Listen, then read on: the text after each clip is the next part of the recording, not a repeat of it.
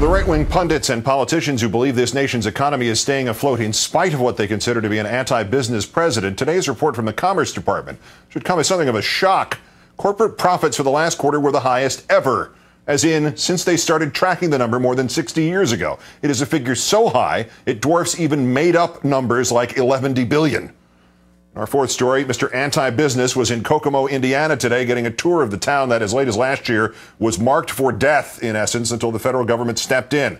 First of those corporate profit numbers. According to Commerce Department, between July and September this year, American businesses earned profits at an annual rate of $1,660 billion. In fact, profits have been up every quarter beginning after 2008. That means big bonuses, happy shareholders, and still no new jobs. Moody's chief economist Mark Zandi today telling Huffington Post that residual anxiety from the collapse and policy fears continue to stall job creation. Quote, businesses remain very nervous. Translation, businesses remain very greedy.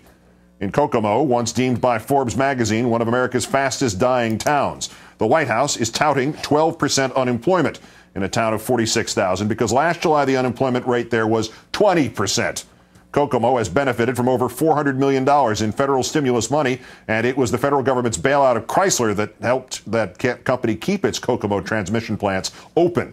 CNN reported that without the federal bailout, many feel 3,500 workers in Kokomo would have lost their jobs. Today, Chrysler announced it would invest another $843 million into the factories there, enabling them to retain more than 2,200 jobs there.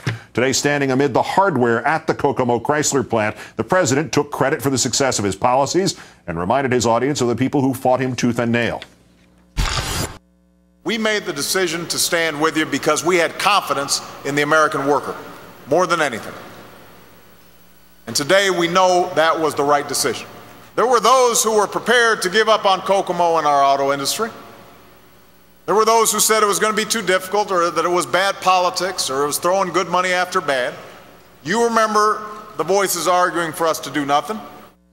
In case you don't and need a refresher, here are some of those voices. We need to let the market fix this. I opposed the bailout back in December. Well, I joined my colleagues in opposing this bailout plan. And if I had 5 GM or Ford plants in my state, I would oppose this bailout. But the American people know we cannot borrow and spend and bail our way back to a healthy domestic automotive economy.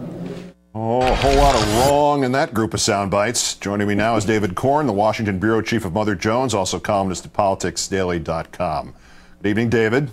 Good evening, Keith. I'm still chuckling about 11 billion. Thank you very much. In the line of Dan Patrick's, as I recall. We'll get to Kokomo. Let's start macro first. The corporate profit statistic, most money ever. All the corporate execs can now go around and in the phrase from Eddie Izzard, stick the money in their ears and go, and still today this president was called anti-business. Is there an explanation for this? Well, I guess they're not making enough money. I mean, listen, Barack Obama, seems to have saved the auto industry. He gave bailouts, which I think in some ways, they seem to have worked, but I think they were problematic, or he supported the bailout that Bush started for the financial sector that brought us into this terrible situation. He injected hundreds of billions of dollars of stimulus into the economy that goes into what? Buying things and creating jobs that helps businesses.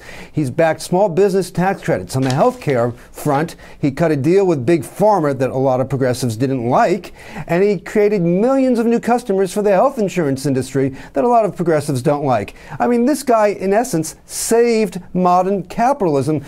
We can argue whether what should have been saved, and yet they still brand him as anti-business, and that little sort of murderer's row that you showed earlier on of these people being wrong, wrong, wrong. I mean, it's only because it's Barack Obama. I mean, that's the only way to explain this. If it had been, a Republican president, Nixon, Reagan, they would have been cheering this on. But because it was Barack Obama, their whole strategy has been not to give the guy an inch of credit for anything.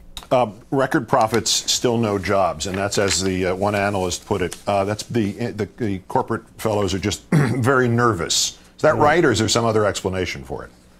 Well, I think there's also a taking advantage of the downturn, which is, the old thing that happens is it's called a old-fashioned speed up. You get rid of people, you make other people work faster and more, so you increase your productivity. I mean, we've seen just even before this collapse, a steady rise in the last decades in worker productivity. It hasn't matched wages, and so corporations are just squeezing the American worker more and more. They're working longer hours, in some ways for less money, and so now, you know, we shed jobs. Wall Street says hooray, stocks go up, and when things start to turn around, it's really like, well, maybe we don't need all those jobs. And yet we don't talk about improving the social safety net, and we talk about giving big tax credits, extending them to people making the most and who are benefiting the most from some of these corporate profits. Yeah, there was a great book about 1996 that prophesied all this called Fat and Mean, as opposed to lean and mean, obviously. Yeah. One of the voices we just heard in that group of clips opposing the auto bailout was Congressman Mike Pence of Indiana. Do people in Indiana and beyond Indiana understand that if Republicans had their way, you know, Kokomo might actually, you might have to recall all the maps and just cross Kokomo out? I don't think they understand that there might not have been an economy had Barack Obama not continued some of his policies and not put in a stimulus. I mean, you still had these Republicans, a year ago and up until the election, saying that the stimulus created no new jobs and saved no jobs.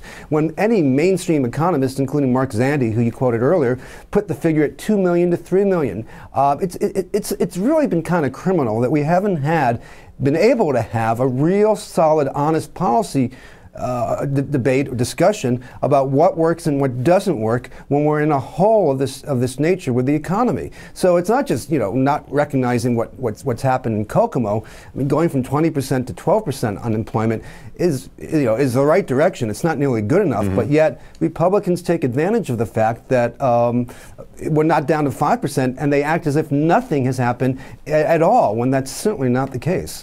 David Corn, the Washington editor of Mother Jones. Great thanks as always for your time tonight, David. Thank you, Keith.